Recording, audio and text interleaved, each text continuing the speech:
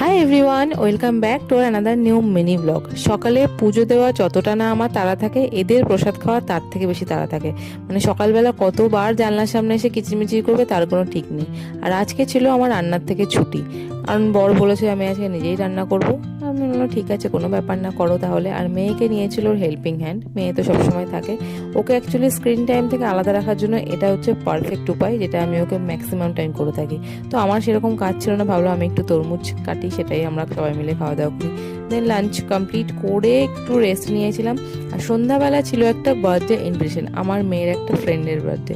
তো এত গরম, লিটারালি দরদর করে ঘামছি। যাই হোক, যেমন তেমন করে রেডিটা হয়ে আগে চলে গেছিলাম খাওয়া দাওয়া করতে, কারণ সবাই ওয়েট করছিল আমার জন্য এসে, কারণ সবাই অনেক দূরে দূরে বাড়ি যাবে। তো খাওয়া দাওয়া কমপ্লিট করে আমি আর কয়েকজন বাকি ছিলাম যারা একটু ওয়েট করলাম বাচ্চাটার কেক কাটা অবধি। কারণ একটা বাচ্চার কেক কাটা অবধি সবাই এক্সাইটমেন্ট থাকে, ছোট থেকে বড় সবাই, যে বাচ্চাটা কেক কাটবে, আনন্দ করবে। তো সেই কারণে একটু ওয়েট করছিলাম, তারপরে একটু ফটোস ভিডিও নিয়ে চলে এসেছিলাম। সো দেখা হচ্ছে তোমাদের সঙ্গে আবার নেক্সট ব্লগে। কেমন